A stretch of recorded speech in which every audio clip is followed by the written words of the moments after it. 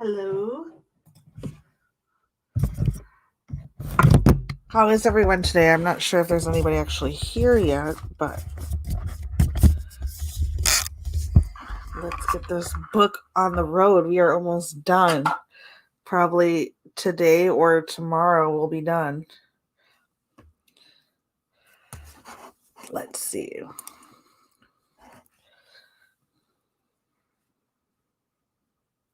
Is there anybody here yet?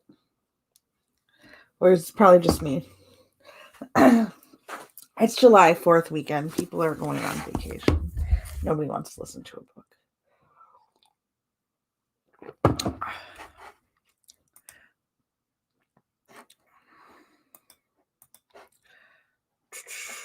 Let's see.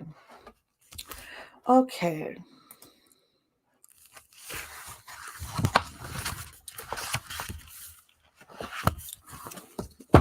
I will give the algorithm a minute to do its thing to notify people. Hi, I hope everyone's doing okay. It is going to be a very long weekend. It's July 4th for any of us that are in the United States. I have no plans, nowhere to go, and no money to do anything. So I will just be stuck at home doing a whole lot of nothing. But that is all right. Sometimes you got to be by yourself, I guess. Okay. I will read. Let's see, where do we leave off? Page 141. But what of forgiveness? In The Sunflower, Simon Westenthal tells the story of his encounter with a dying SS man who had asked a nurse to fetch a Jewish prisoner to his bedside so he might ask for forgiveness for his war crimes. The man, a boy really, is in grievous pain, pitiable, hi, Shelby, pitiable and truly remorseful. He confesses to awful crimes and obvious moral agony. I know that what I am asking is almost too much for you, he says, but without your answer, I cannot die in peace. Westenhall listens quietly, hears that there is true repentance in the confession, and then leaves the room of the blinded, dying boy with no response. Hi, Cherry. Westenhall friend tells him he was right to leave. Tell him, indeed, that it would have been appalling for Westenhall to presume to forgive him. What right did Westenhall to forgive crimes committed against others? Westenhall, however, finds he is never after in his life able to make peace with his decision. What would you have done? He asks his readers. Cynthia Ozick, answering Westenhall directly, has no doubt. It is forgiveness that is relentless, she says. The face of forgiveness is mild, but how stony to the slaughtered, she continues. Often we are asked to think this way. Vengeance brutalizes, forgiveness refines, but the opposite can be true. The rabbi said, whoever is merciful to the cruel will end by being indifferent to the innocent. Forgiveness can brutalize, Ozick concludes by recalling the moment in the memoirs when Westenhall waves a fly away from one of the man's wounds, an unthinking act of natural animal pity. Let the SS man die unshriven, she declares. Let him go to hell. Sooner the fly to God than he. Hi, Phil. Hi. Patricia Hampel describes how her writing under Mr. Hennel, a refugee from the Holocaust, came to a different decision. There must be forgiveness, he said, explaining his decision to return to his hometown in Germany for a kind of reconciliation. He deliberately did not say, I must forgive. Hampel explained to me. He instead used the language of impersonal imperative. Some things are beyond the individual human heart. The strict economy of history required pardon, not because there was no guilt to be assigned or no abiding outrage in the human heart, but because the force of time pushed green shoots out of the bloodied earth, and Mr. Hennel bowed his gaunt head respectfully to the new growth. The future, uncaring though it was, had its rights. Forgiveness, writes Wool Soinka, is a value that is far more humanely exacting than vengeance. However, being forgiven is also exacting.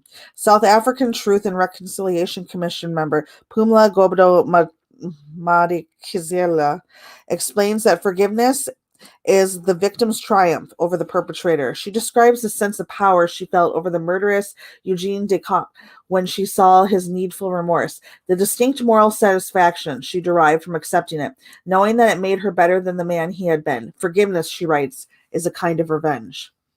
Discussing the East German Truth Commission, Molly Andrews describes the interview she conducted with with B, a leader in the underground women's movement in East Germany. We were naive in extending too quickly our forgiveness, B said. We had hoped that they, the Stasi, would readily say, we were really wrong about this one. We imagined that they would also feel relieved when they finally were able to come out of this role. Donald Shriver characterizes the problem B faced this way. Alleged wrongdoers are often wary of being told that someone forgives them. Immediately, they sense that they are being subjected to some moral assessment and they may not consent to it. In a startling formulation, B explained, they still can't forgive us for what they did to us. Simon Westenhall's question about the place of forgiveness and the relationship between confessor and listener reemerged in 2010 in one of the most astonishing filmic collaborations of the new century, Enemies of the People. And the internationally acclaimed documentary, director Rob Lemkin follows journalist Tet Sabath as he meets, befriends, and obtains unprecedented confessions from dozens of perpetrators from the Cambodia genocide, including Nguyen Che. The Cambodian genocide is something I really want to look up, who was second in command to Pol Pot. It is an emotionally powerful film on many levels, but among its most subtle agonies are Sabath's simple kindness to Nguyen Che, a man of 10 grouped together with the likes of Stalin and Hitler, whom Sabath befriends with a decade of gentle deferences and carefully paced inquiry. Sabath does not reveal until their last disorientingly poignant moments together that his own family had been murdered in Nguyen Che's killing fields.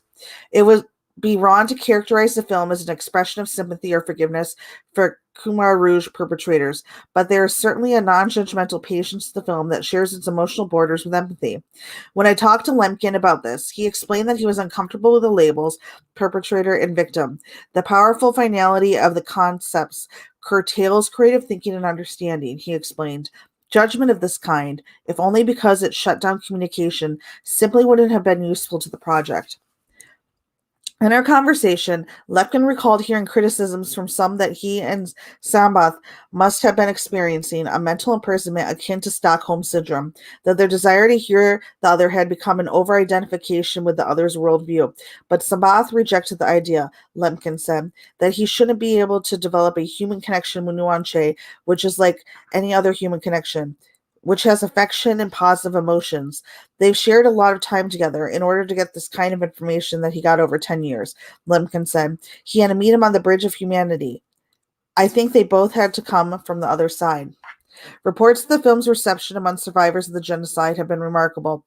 At one point, a portion of the film was shown in the community center in Salt Lake City. Survivors were afraid to confront film footage of the men who had been in their nightmares for 30 years. But their children, having lived with loud silences their whole lives, dragged their reluctant parents along. Their reactions were intense. The older women in particular, Lemkin told me, were surprised by their own emotions. The next time we go back to Cambodia, they said, can you bring us to meet Kon and Song, the film's two key genocidal heirs? We really want to hug them and thank them for telling us the truth. Hi, Black Sheep Ellis. Lemkin later arranged for the video conference between a group of Cambodian immigrants in Kon and Soon, a man orphaned by the genocide. Bo Us translated, repeatedly asked why they did what they did. Kun and Sun responded they had no choice. Their crimes were terrible, they knew, but they would have been killed. They would have been killed if they disobeyed. The LA Times describes what happened next. As Bo translated for several observers who did not speak Khmer, he worried that this exchange might ease their consciences. At one point, one man said he would love to host them in Long Beach. Their confessions were taking on strains of heroism. Bo picked up the microphone. He was cool now. He wanted to ask something that would unravel their defense a bit, reveal its absurdity. Greetings from a distance, proud uncles, he said. I'm an orphan. I want you to know that I already forgive you. The men thanked him and smiled. Uncles, you used to eat human liver or gallbladder, he said. Did you do that on your own or were you ordered? The men glanced at each other, looking uncomfortable. There was a long pause. Son kept his hands clasped in front of his mouth. Finally, Khan took the microphone. I saw it a bit and tried to test it. I tried it out. The gallbladder was for medicine, so I wanted to try it, just a little bit. That's my honest answer, just one bit. Bo handed his microphone off, frustrated at the flatness of the exchange. Why did these people not kill themselves? Bo asked. If they feel so bad about what they did, why didn't they kill themselves right after they did it? How are they able to live after they killed my family? All these families. Hi, Talana. There was not a single higher up person who said, I feel sorry for you guys. I gave the order. Oh, sorry. We're going over to Kaneko-san again. Kaneko-san said, there was not a single higher up person who said, I feel sorry for you guys. I gave the order. Not even the emperor. They'd say, I don't know anything. I don't know anything. They didn't do a thing for us. That was when we all started feeling like, who is this emperor guy anyways? That bastard worked us hard. And when we wound up like that, he pretended he didn't know a thing. You'd feel like that, you know? Up to then, we thought the emperor was a god, right? He's the god of heaven. We thought, some god. He didn't do a damn thing for us. The soldiers, they're just like this. The same with tissue paper. They just blow their nose with it and trash it. That's the life of soldiers. Takahashi-san. It's too, things happened a long time ago. I don't look on it fondly. I always say this to my wife. You see, I don't ever have fun dreams. This is the Siberia issue. I feel like the Siberia problem might still have quite an effect on me. Hell, I want to have a fun dream, but the fact that I don't have fun dreams, those sort of feelings, the feelings are somehow still with me. This was a stereotypical Siberian death, you see. So labor during the daytime was extremely harsh, In the cold weather, if you rested your hand even for just a minute, you'd be hit with a rifle of a Soviet soldier. It was more slave-like, manual labor. And moreover, when you come home, there was no satisfying food, because you got a 350-gram slice of bread. And soup was just like water. And so your stomach was completely, for the whole year, you felt hungry. So you would get malnourished, right? And so when you were malnourished, the flesh in your legs would completely disappear. It's up to you if you could somehow, by force or will, suffer through that. Yeah, and those who were emotionally weak, those with weak wills, and of course, those who were sickly, those with some kind of handicap would be the first to go. And so before they could go to sleep at night, everyone would try to go to sleep with an empty stomach, And so the only thing we talked about was food. This was instinctual because of this in life in Siberia. There's a book about all the memories of the Siberian internment camps, and when I asked around, everyone was the same. They get really excited and they begin to talk about eating, talk about food, and it was the same with many soldiers my own age, really. They fall asleep hungry. Then the next day comes, and you say to the guy next to you, "Hey, it's time for work. Get up, get up."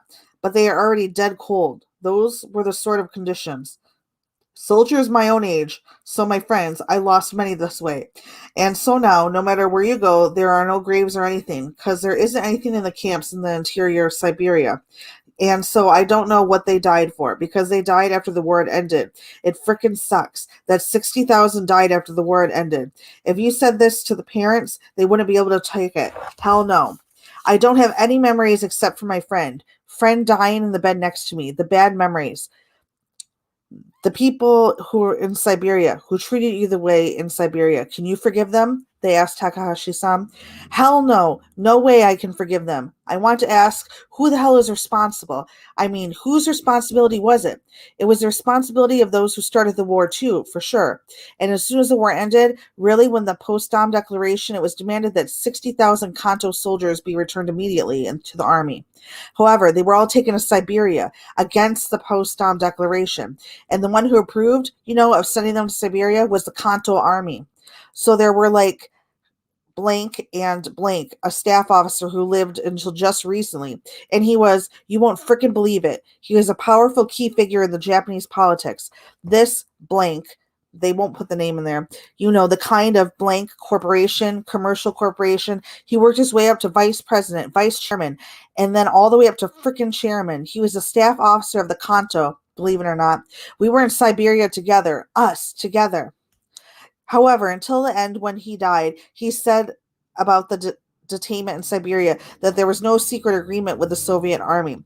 But we think there absolutely was. That's where the goddamn responsibility falls. It falls on the emperor. At its root, it was the emperor. The emperor's opening the war, the responsibility to begin the war. That during the war, by this I mean the fall of Nanking, Whenever things like that happen, there would absolutely be the Manchurian incident was like this too. The emperor issued words of encouragement, words of praise, awards. This after the war ended and around the time when the war ended. The decision to come to the end of the war was late. The post-Dom declaration. His acceptance of that was way too slow. And he wasn't freaking trying to take responsibility. This is the most, in Japan modern society, it's extremely backward looking.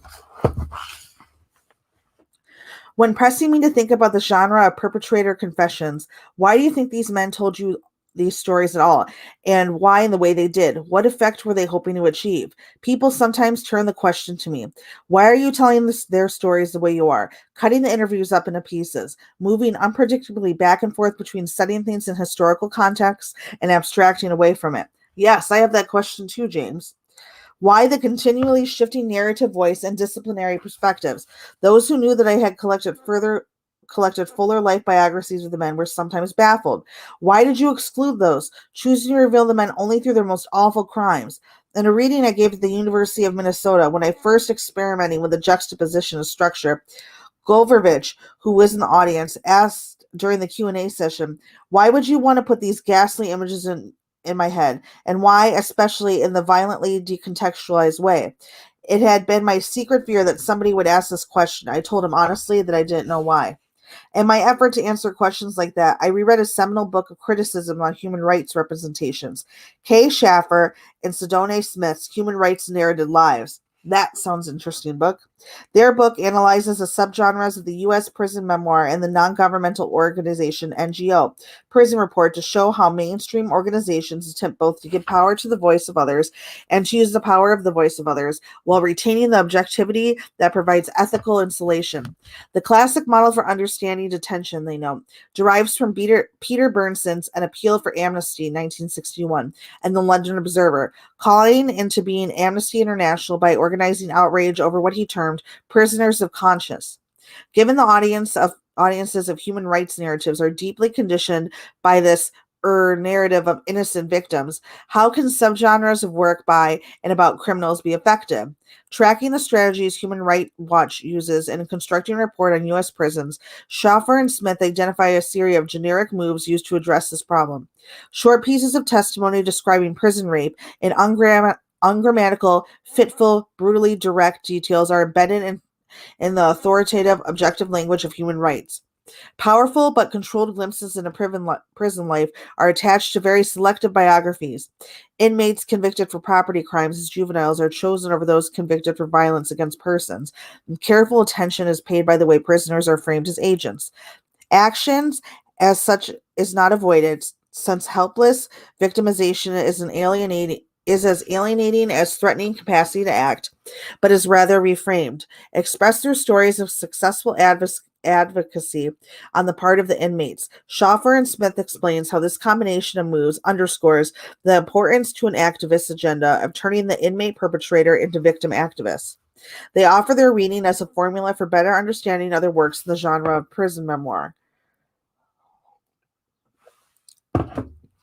In the obvious ways, I seem to have aped some of these strategies, the embedding of short, brutal testimony, the emphasis on post-war political activism. In other ways, I seem to have deliberately avoided them, establishing clear individual identities through coherent biographical sketches. All writing is kind of manipulation, but sometimes it is a manipulation the author is not fully in control of, or does not intend, or does not know he intends. Perhaps I cut up the testimony of the men as a genre reflex, an unthinking habit developed from repetitive exposure to the very reports Schaffer and Smith describe. I think I deliberately cut the interviews up because they're unbearable to read at length without some emotional break, and I think I insisted on including so many of the language fractures, repetition, subvocalizations, words are broken phrases halfway because I worried about how I was cutting their stories up, about whether it was manipulative, and therefore wanted to avoid as much as possible other things that felt inauthentic, like extensive copy editing for grammatical felicity. I think I often shunned historical context because I simply couldn't dare, as a U.S. citizen at that time, to launch a detailed and righteous critique of the war crimes of others. And I think the shifting perspective and limited biographical information helped me resolve, or rather postponed, an inner tension about my stance towards the men. I just don't know how I should feel about them, and fracture is a kind of insulation. But there's more to it than that. I think I cut up the interviews in this way, with the relationships to the accompanying text sometimes clear and sometimes only suggestive, for two deeper reasons. First, I believe that atrocity from the inside is itself a relentless cycle of disorientation and reorientation. It certainly was for the veterans who lost themselves in fresh confusion at each new level of hell. And it was also for me, shuttling back and forth between their monstrous cruelties and the gentle intimacies we shared, eating together, exchanging gifts, meeting their wives and children. I think I wanted my readers to feel something of that confusion, the jolt of moments experienced as it without stable or sensible context. Second, I believe that in all there is something more, something beyond, something that truly cannot be explained in words, but that perhaps we can begin to feel our way towards through the unlogic of decontextualized association and juxtaposition. Writing with linear discourse and fixity of structure on such matters, as I did at first, made me feel not like I was offering readers my perspective, but like I was limiting them to it. It is also possible, however, that I wrote this way because I was somehow under the sway of the photographer's work. His pictures are haunting and beautiful, and I wish I could share them with you. And it sucks because this book has no pictures. I might look online. It's possible that I was seeking a literary equivalent to the photographic image, but I think there's something self-serving about me saying this. It's as if I'm seeking refuge, seeking to claim for myself a justification that might belong solely to the photographers. Susie Linfield gives the answers to people who accuse photojournalists of turning pain into pornography by objectifying and decontextualizing it in snapshot images. She says, these critics seek something that does not exist, an uncorrupted, unblemished photographic gaze that will result in images flawlessly poised between hope and despair, resistance and defeat, intimacy and distance. They demand photographs that embody an absolute I can't say this word, reciprocity between photographer and subject, though absolute reciprocity is a hard thing to find even in the best of circumstances. They want the worst thing on earth, the most agonizing, unjust thing on earth, to be represented in ways that are not incomplete, imperfect, or discomforting. Is there any unproblematic way to show the degradation of a person? Is there an untroubled way to portray the death of a nation? Is there an inoffensive way to document unforgivable violence? Is there a right way to look at any of this? Ultimately, pious denouncements of the pornographic photograph reveals something that is, I think, fairly simple: a desire to not look at the world's cruelest moments and to remain, therefore, unsullied. At lunch, after my reading in Minnesota, Goyervich continued to pressure me to think more clearly about what I was doing. You have to have a very good reason for telling people explicit stories of atrocity and horror, he said, a reason that you make clear in the way that you tell them. You have to tell them what they mean and what you mean by demanding that I pay attention, why I should listen or look. To tell them without such a compelling sense of purpose and meaning, simply a graphic flashes of extreme brutality. It's not an intellectual activity, he said. It's an assault, and you're almost guaranteed that I will recoil, shut down, stop reading. What's the good in that? I guess that's true. I guess if this book was just constantly the story of the perpetrators, I guess I wouldn't be able to read it, because after a while, even if you want to see something for shock value, how much shock value can you really take in one sitting and really get what the gravity of the situation was? I had to confess I didn't know if there was any good. Afterwards, a friend who was listening to the conversation came up to me. I think I understand why you did it, she said. It's the law of pain. Pain has to be passed on. It's the difference between knowing and knowing. Maybe that is right. In academia, trauma study is a long-enduring and lurid subfield. We professors circulate the traumatic stories of others for professional profit and pleasure, for easy access to that feeling that what we do has important stakes. Some say we play with painless pain. Fellow English professor Patricia Yeager explains elegantly, the traumatic narratives we read and write so freely may have the effect of creating a safely pleasurable source of self-shattering. So maybe it's this. Insofar as I am able, I want this to be unsafe, to hurt. Now we're going to Sakura-san's testimony. Sakura-san says, When we got into the camp, everybody had war criminal written on them. Actually, were we really war criminals? We thought, why? We all said we did them because we were ordered to by our superiors. We did it because our superiors ordered us to. And we're talking war criminals. So everyone, every soldier, every single person in the army was a war criminal. Then, weren't they? That's how we thought about it. And we got lectures, right? And life sort of went on. And gradually, like snow hit by the morning sun, little by little, we melted. It sunk into us. If we played sports, for instance, a staff member wouldn't say, you play volleyball like this and teach us the way. Basketball was like that too. And so, in all kinds, and then it's unclear what he said. They let us do all sorts of Japanese folk songs, and we did things like make cultural, and it's unclear what he said. Even watching movies, we watched a movie like unclear title or something. There'd be something that fit right in my heart. There was this teacher on staff, and every day there was a broadcast, this broadcast lecture. And we were listening to that lecture. And what lecture was that? It was on theories of imperialism. And while I was listening to that, I thought, wow, this is really incredible learning. I thought, this is really the best thing I could study, I thought.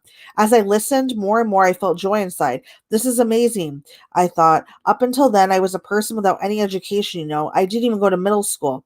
And so words, language like that were, of course, very rare and unusual to me. But listen as the lecture proceeded. When we got to the end, from here on there will be the cases of leaving the stage of capitalism and entering the stage of imperialism. That's what the teacher said. You've all studied your hearts out so far, and now you should take those theories of imperialism and link them to yourself. This is the end of my lecture. And when he said that, I was in trouble. What did he mean, link the theories of imperialism to myself? I had no idea. No matter who I asked, nobody answered me. Nobody told me, It's like this.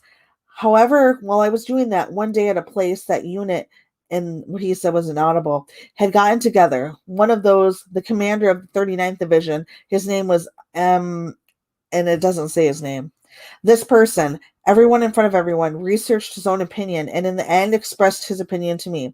I have up until now, as a company commander, have made fresh recruits for the purpose of making them braver as training, made them kill 6 or 7 local farmers. And in this role, in order to test the cut of the blade, I've cut off some heads. And then I've set fires to villages. I burnt villagers' homesteads completely to the ground for holding animosity towards the Japanese. These sorts of possibly sins he shared with us a piece by piece. And though I have, of course, committed these on the orders of my superiors, I've committed them also of my own volition, and so on. When I think about this, whether I like it or not, I wish to be put to death. He said this in front of everyone with his head lowered. You see, when I heard this, I, linking myself with the theories of imperialism, that just means I'm an imperialist, doesn't it? And then I must work hard to recognize my crimes. That's what I was learning, I thought. And then for the first time, I felt that I needed to understand the hearts of the people I'd killed in China. And not superficially, I felt it from deep inside. And then before long, August of the next year, I was released and went home. But going home, they said to us, everyone, up until now, may have had the real relationship with us of war criminal. But from today on, all of you are our old friends. That's what they said. And so go back to Japan, get a new house, and just live out a peaceful life. Can you believe that they would say, just let the war criminals go? And of course, they didn't say one word at all about it being for Japan-China friendship or anything. Just go on and get a peaceful home and live out your life. That takes amazing courage to tell a bunch of war criminals that massacred so many people. That's what they said, And when I heard that, I thought, oh, if I say this to so-and-so, what shock. But not just that time, but from the very start, we will not do this again. We won't, and that sort of thing. We'll confess to your own crimes, testify to your own crimes, and come to really oppose the war. That's what we want, they said. And so, it was because I felt the way that I went on the peace boat missions that I did. There is one last question people have tended to ask me. Now we're going back to James's perspective, the author.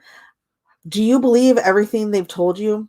That's complicated. I'm convinced by pain that confessions can be manipulative and self serving, and that memory is partial and selective, imperfect and unreliable, a salvage operation that retains certain parts of the remembered past and jettisons others that do not fit present day discourse and desires. But in contexts where confessions of war crimes have been nationalistically dismissed as communist brainwashing, and where confessions fight against historical revisionism, an attitude of open, generous acceptance seems required.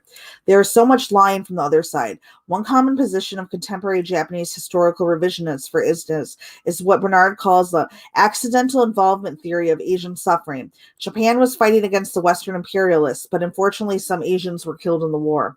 That's like their feeling. Sometimes the question of what it means by something to be true just isn't straightforward. The reception history of Rigoberta Menchu's life story, I, Rigoberta Menchu, an Indian woman in Guatemala. The rest of the series of interviews with anthropologist and editor Elizabeth Burgos de Bray is an instructive case study. Not long after it was published, literary critic John Beverley presented I, Rigoberta Menchu as a model for understanding and organizing a wide range of Latin American Spanish writing. Beverley was working in the tradition of Marxist literary theory, which argues that literary genres emerge as ideological practices for producing subjects consistent with broad economic and cultural transitions. Because the shift to capitalism, for instance, required people to understand themselves as autonomous and individualistic rather than, say, communally determined. Various forms of cultural expression begin to help model that new kind of personhood. Beverley argued that in our time, watershed cultural, political, and economic changes were producing and being produced by a genre called testimonial, a first-person novel-length narrative told by the witness of the events, often through an editor or compiler that depicts a collective social problem through the individual's life narrative. The testimonial, he wrote, embodies the social forces contending for power in the world today, including movements of ethnic or national liberation and the women's liberational movement. Studying this genre, therefore, helps us more clearly the possibilities for emancipation in our time. Beverley offered I, Rigoberto Menchu as an important case study.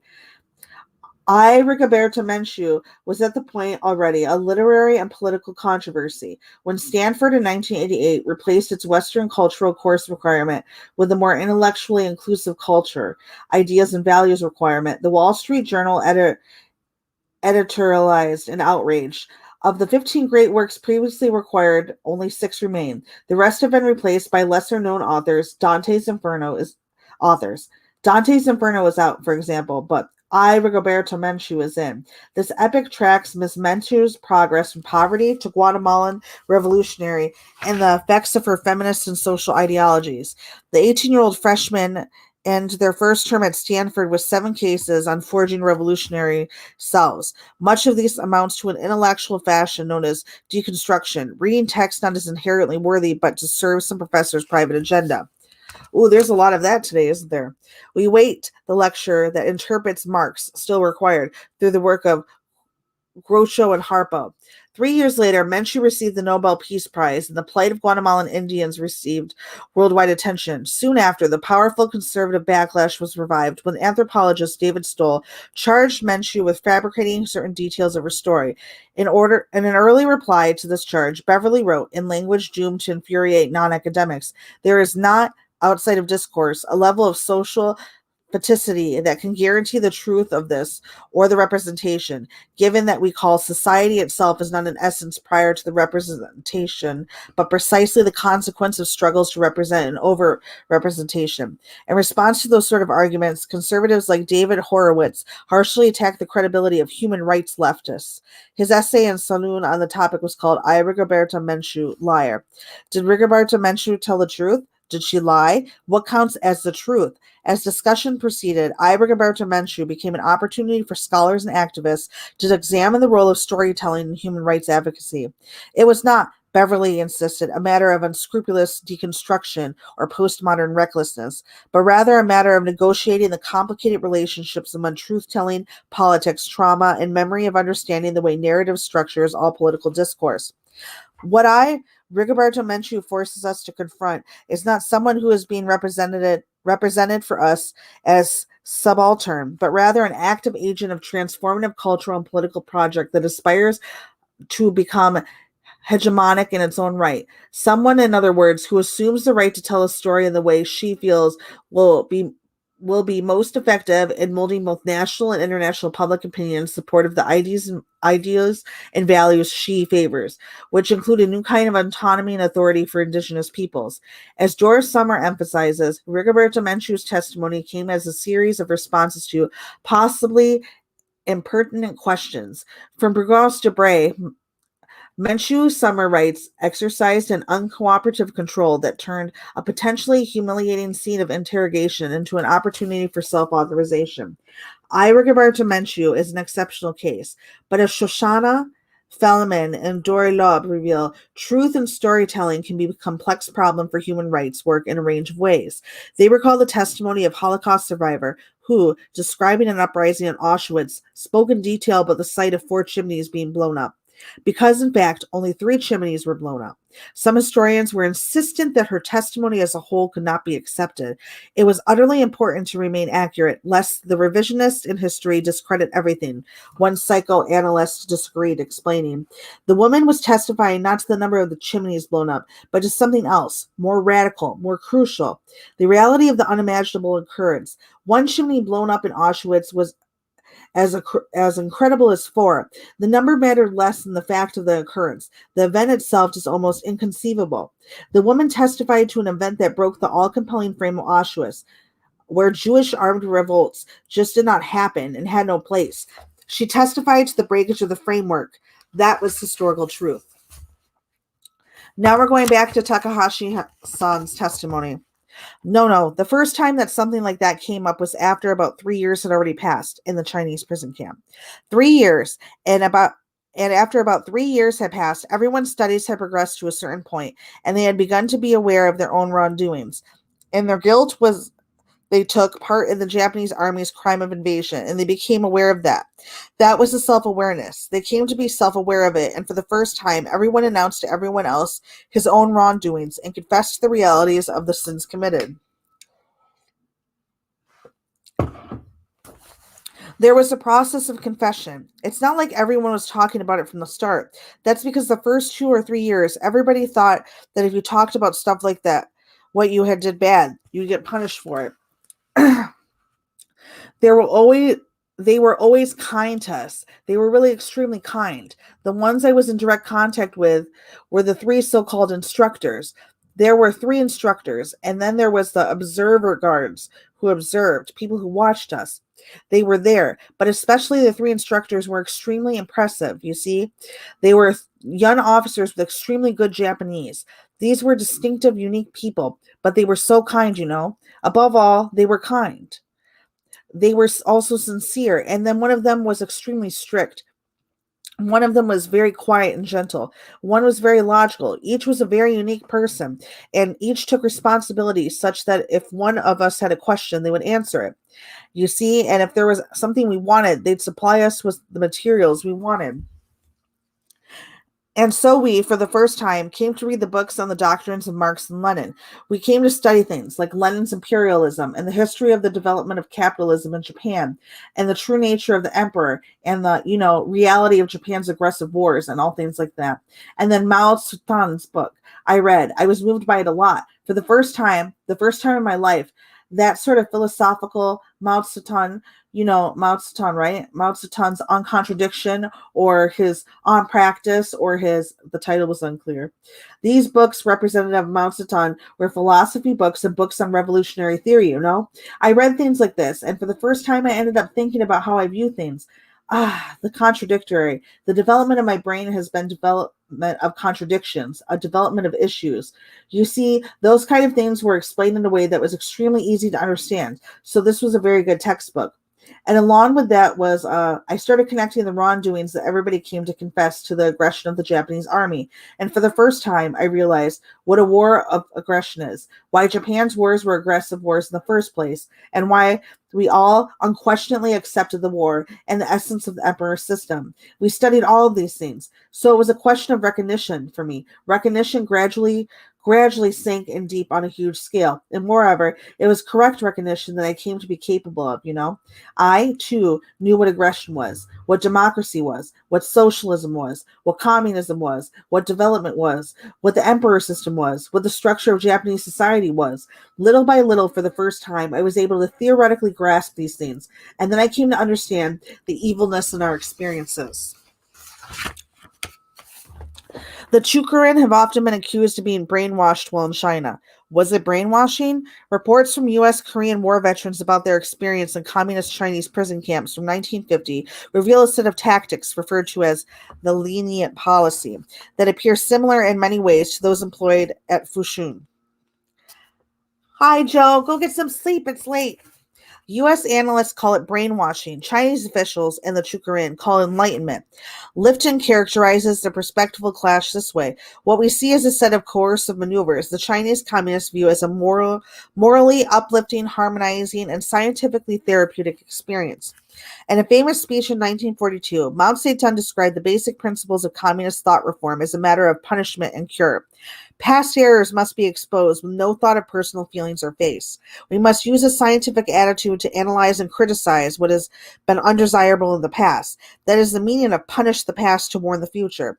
But our object is exposing errors and criticizing shortcomings is like that of a doctor in curing a disease. The entire purpose is to save the person, not cure him to death.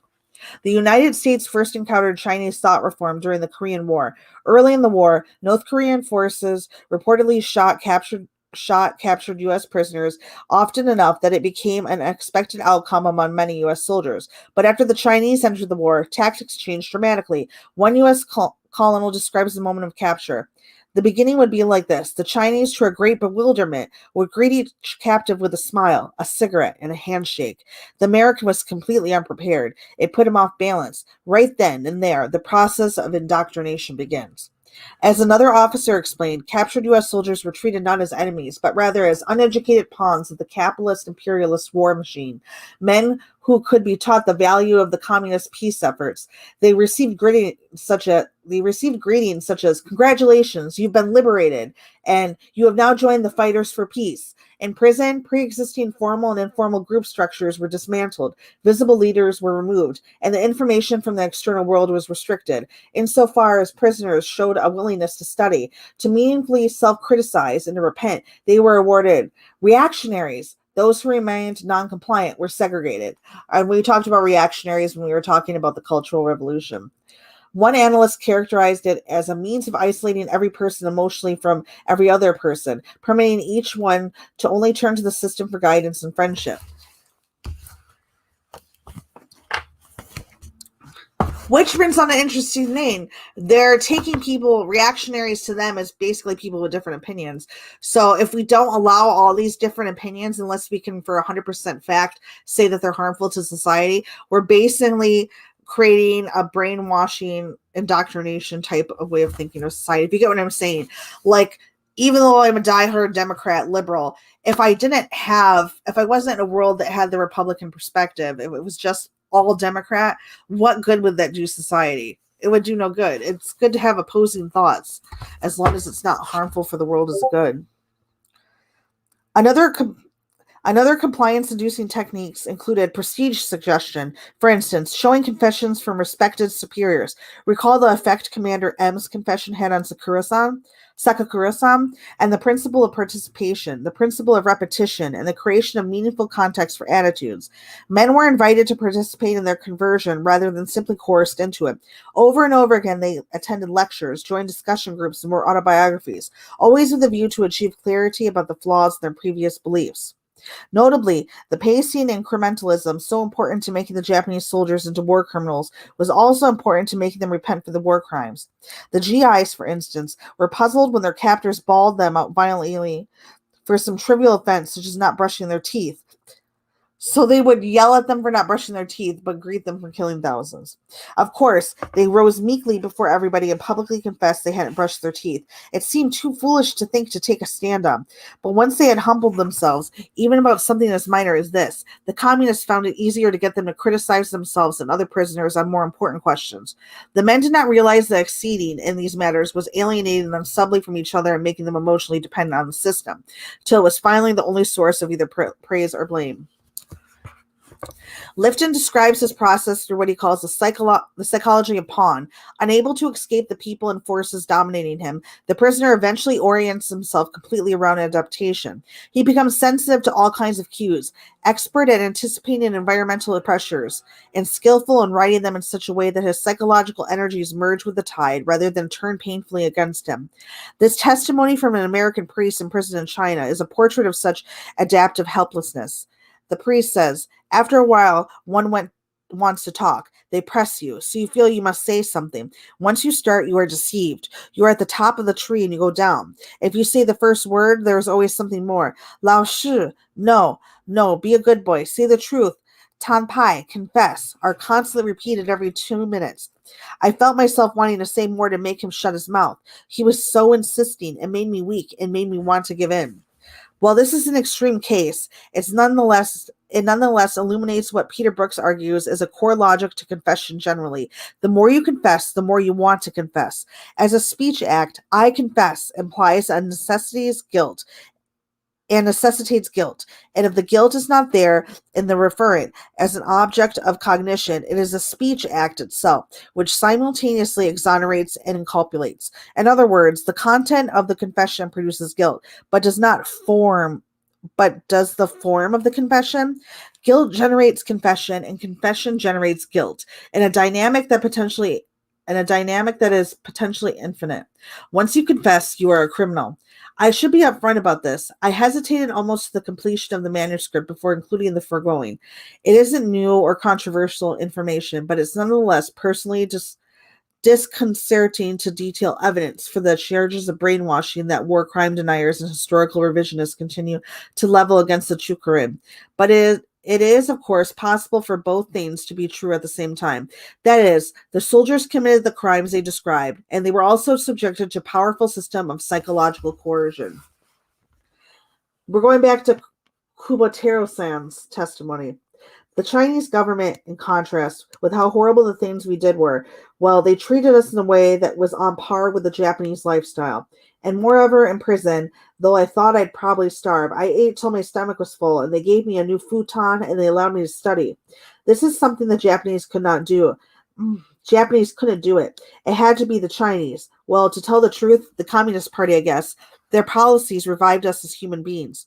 The interpreter asks, in the camp at Fushun, when you first summoned the courage to talk about the time that you killed a child, what was it like? Kubo-Taro-san, I was always in this large room with 15, 16 people. There was what was called an indictment movement that took place among the Japanese, in which we criticized each other, and I was criticized. But in the middle of all that, I was just thinking, well, I don't care what happens to me. I made up my mind, and so I said it for the first time. And after that, well, if the Chinese government were to sentence me to trial, I didn't care. That's how I made up my mind. That was what happened. So the bunch of us who came back from Fushun, they think we have had our minds reconstructed. However, when I came back to Japan, and dozens of years have passed, however I think about it, there is no other way that human beings should accept what I've said. All the rest is a lie. Inaba-san says, I spent 10 years in the prison. In the prison, I had a chance to reflect, and by their lenient policies, I returned to Japan. But that itself, my way of thinking about it really changed, And of course, at the time, we thought we might be shot, that we might be killed, and there was nothing we could do about it. That's what we thought at first, but we were released scot-free. And so, due to the fact that we were released, especially due to that, my way of thinking changed. So you could say that having that much opportunity for deep reflection will change a person. It will fundamentally change them. I came to understand all the way from why the war itself had occurred, and then, well, what I myself did. And then in the midst of the really reflecting on all this, as I understood more and more who had killed these people and for what purposes, I began to realize that I was a real demon. It was steps, yes. At the beginning, when I was caught, I believed in the Japanese army, and though I understood that I had been caught, there was still some resistance there. However, along the long span of 10 years, I thought and reflected little by little, and due to all sorts of things that happened, things changed one after another, So that period of time here was really quite long. Something my dad said once was that some Japanese police came and said, since I come home from China, I might be complete and a total commie now. So they came to find out how commie I had become, he said. He just said, that's ridiculous, Apparently they were investigating whether I might have joined the Communist Party and come over to Japan to work for them here. Now this is Yuasa-san's testimony. Other prisoners, 800 other prisoners, everyone was the same. Everyone candidly confess. And then one time, our Chinese instructor, a political instructor, talked to everyone about that. He was having everyone write down the crimes they had committed in the war. But he said, everyone's heart is uneasy, I bet. You feel anxious, but the people of China know that not a single one of you went ahead of your own volition and waged war on China. Everyone was, by the power of the state, forced out and forced to commit crimes. The people of China know this well, he said. And when he said that, I felt so grateful, so grateful. The Chinese understand that well, I thought. But though you might think, well, they would just forgive us and let us go home like that, he said. But the Chinese have suffered a great deal because of everyone. You were the hand. You did all these things. So now at last, write all these things out, he said. Confess. And I believed him and wrote it all out. But it was, like I said earlier, an insincere, evasive confession. It was not a confession meant to apologize. However, as part of the thought reform education given to us by the Chinese, we were to think about the nature of our offense, reflect on it as a first layer of reform. Another part was manual labor, a means to return to the people. And I was able to listen to talk about world affairs and the war, political education. And through these scenes, I gradually began to think that I had to reflect more on my crimes.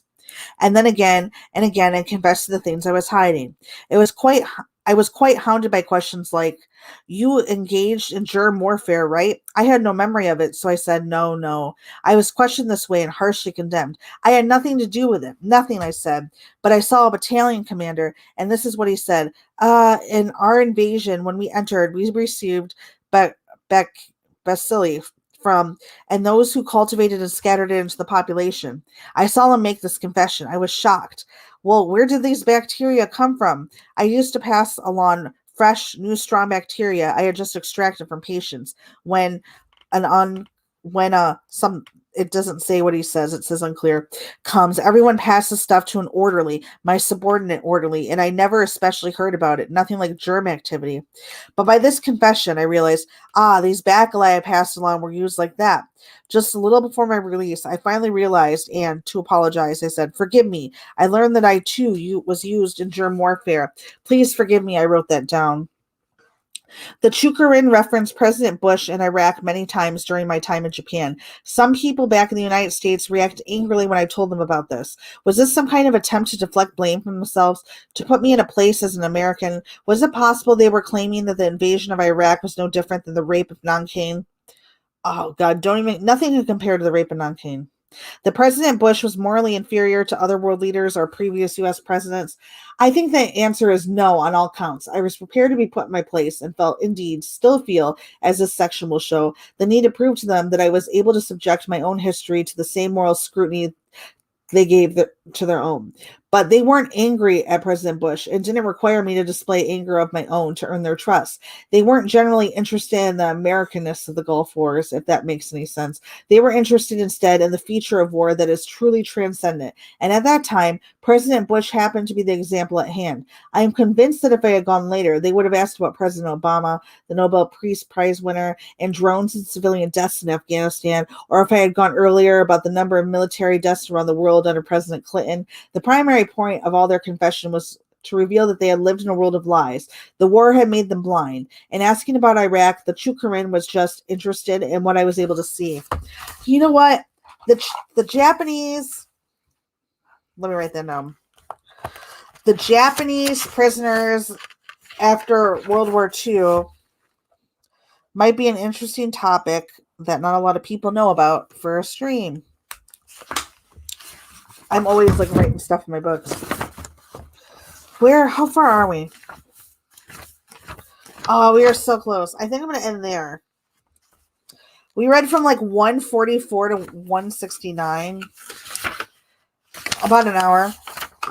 Tomorrow will probably be the last reading. We'll be done with the book by then. We literally only have that much left.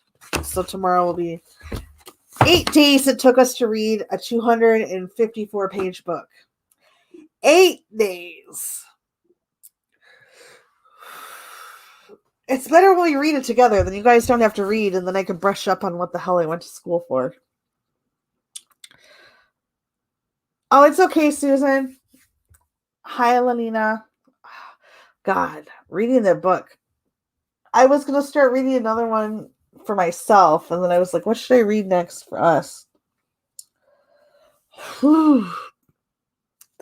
That's a long read. So what does everyone have planned this weekend? Anything exciting? I'm going to sit alone in my house. It is interesting. It's just so wordy, and I just get so, like, now that he explained his thought process of how he should have written the book, it makes a little bit more sense to see his turmoil and then how he wrote the book than it did before. Now I'm like, okay, now I kind of get it. It kind of like, part of me wants more war crime stories, but then as soon as we get to the war crime stories, then I'm like, shit, I wish we were talking about something else. Something else entirely.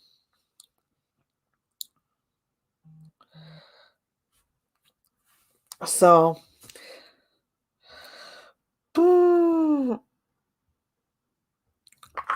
fireworks. Yeah, I'm just gonna stay home. I don't get paid till Wednesday. My roommate's gone with his girlfriend all weekend. So it's just me. I had a job interview today. I hope I get it because I didn't get the last job I interviewed or the one before that. So I'm kind of like, I applied for a job that I have to be up at 4 a.m. for, but it's like a entry-level logistics coordinator or / receptionist. And logistics is kind of something I want to get into. So we'll see. But it just sucks because a lot of these jobs, it tells you if the employers even looked at it. And like, none of the 3 that I really want have looked at it.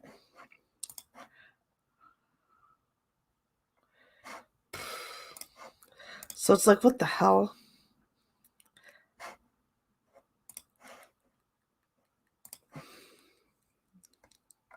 I don't know, man. All I know is I need a job. This one just was posted yesterday. It's already expired. Man, this is just a long run.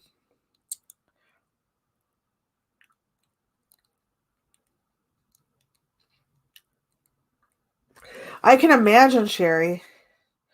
You were those neighbors. Oh, man. Maybe I should just go take a nap.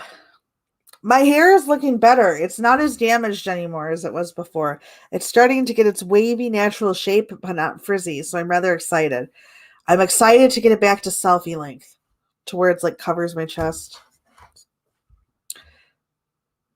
Yeah, but I mean, for like $18 an hour, I'll get up at 2 in the morning. But it would only be 5 a.m. till like 2. So, and I also got a new makeup brush so I could blend better. It doesn't look very blended in this light, but it's blended, trust me. So I think that's it. Actually, I was thinking of watching a movie with everyone tonight. Let's watch a movie in Discord. That'll give us something to do. Let's watch The Flowers of War, which is about the rape of Nanking. It has what the hell is his name in it? The guy that played Patrick Bateman in American Psycho. Who is he? Thanks, Talana. Who is the guy that played Patrick Bateman in American Psycho? Oh God, it's at the tip of my tongue.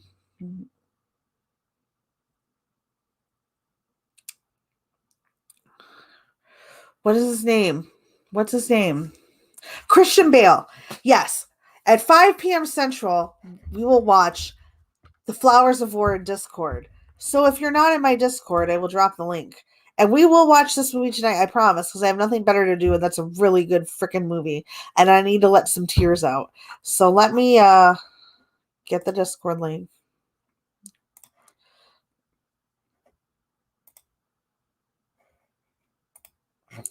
And if you come back to the stream late, and if it's expired link, you can find it on justico.com. If you're not already in the Discord, just join 5 p.m. Central Time, movie Flowers of War. I should be able to watch it. I was looking at the staffing type services, Shelby, but then the problem is like with the staffing type services, I have to get health insurance for my daughter right away. And like some of the staffing type services, like it would be 3 months of a temp. And then if you get hired, then you have to wait another waiting period. So what's an LBMC?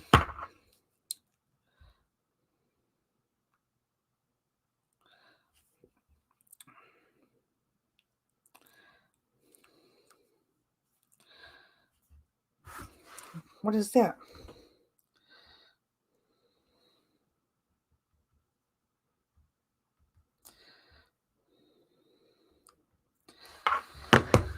LBMC.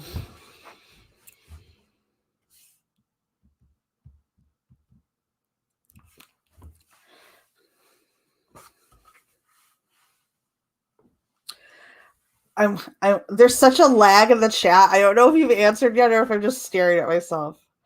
LBMC.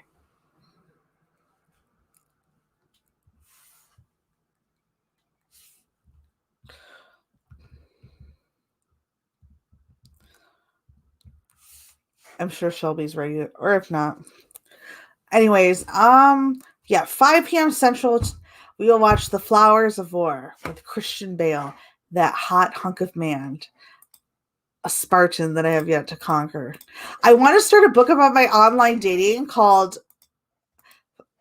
Finding Sparta or Conquering Sparta. I'm ridiculous. But also, I started working, if I can get this not to crash,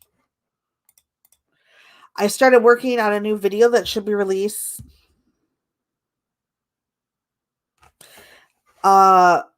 That should be released by Sunday, I'm hoping. I will give you a little bit of a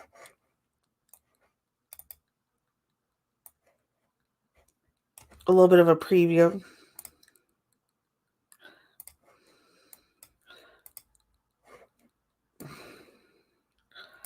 A little bit of a preview. 1 second. Let me get my YouTube up on my phone so like I can see what's going on. Because I have to share my whole screen. Where'd StreamYards go? There we go. Oh, no, I was just asking Shelby. I asked what an LBMC was. So this is the...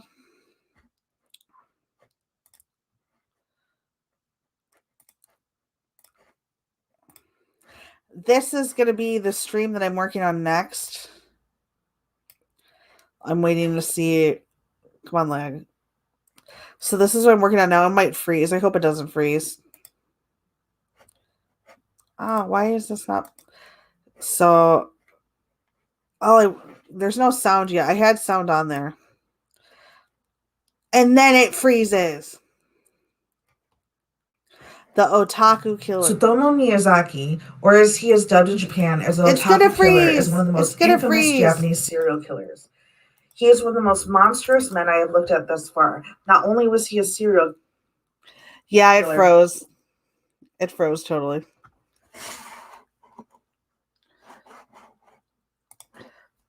Well, we got that. That's what we're working with. So we're going to have that coming on the 4th. Oh, yeah. Okay, Shelby. That makes sense. So tonight, 5 p.m. movie time. It's going to be a very tough, hard movie to watch. But it'll be good. So join the Discord so we can watch together. But I'm going to go. I might go take a nappy. Maybe, I probably should make some lunch. I will see you guys all later. I love everyone. Thank you for reading. Tomorrow will be the last day that we finish officially Evil Men. It took a week and a little over a week. So we'll do that. You guys all have a great day. Happy 4th of the United States. And I love everyone.